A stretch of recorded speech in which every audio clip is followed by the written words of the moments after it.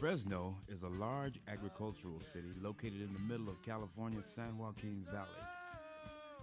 Built on the back of migrant workers, Fresno possesses a general population of over 120 different ethnic and racial groups.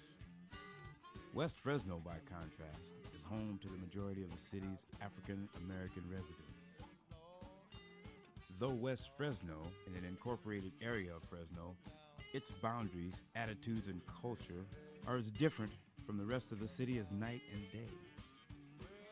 I guess that over half of Fresno's suburban residents have never gone across the tracks, unless they happen to take a wrong freeway exit or happen to get lost in the downtown maze of one-way streets.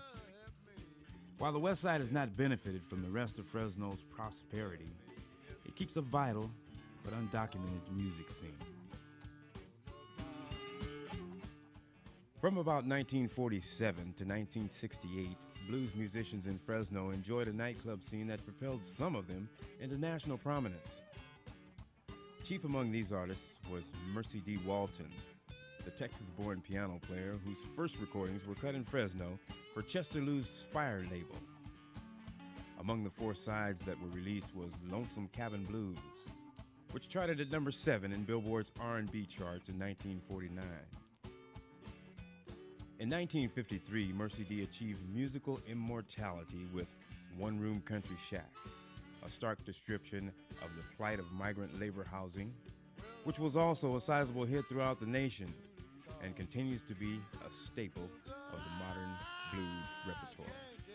Also prominent in the Fresno blues scene was a group led by Norman Slim Green, another Lone Star immigrant. The group, billed as the Cats from Fresno, recorded for Johnny Otis's Dig label in 1957, scoring a sizable hit with the searing guitar-dominated Old Folks Boogie. Also working with the Cats from Fresno was Louisiana-born Sidney Maiden, a harmonica-playing singer whose recording of Eclipse of the Sun in 1948 has been long sought after by collectors. As the 50s ended and the 60s began, record deals for blues artists began to dry up as the rock and roll craze took hold. But in Fresno, the nightclub scene was as strong as ever, with venues such as Kearney Bowl Ballroom, the 20th Century Elks, Sugar Hill, and others catered to the adult audience. The infamous Snake Road, which was about an eighth of a mile of rib joints, juke joints, and bootleggers, no longer exists. It stood on a small rise overlooking California Avenue, which was the center of most of the blues activity for West Fresno. Away from Snake Road were other clubs, small, isolated, and often dangerous. Among these were various clubs in the Jericho district, Pete and Pat's, and out on Cherry Avenue Wagner's, which remained in business until the late 80s.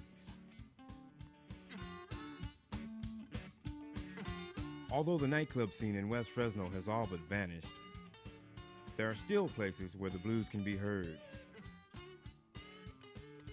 These are mostly small bars, house parties, or makeshift joints such as The Barrel on Eunice Street.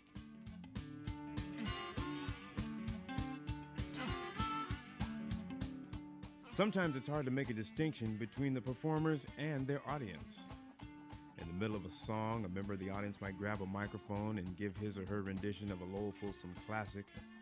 Another may bring his harmonica, evoking childhood memories of a country picnic back in Mississippi, Texas, or Arkansas. This is the real blues of West Fresno, the blues of rural California.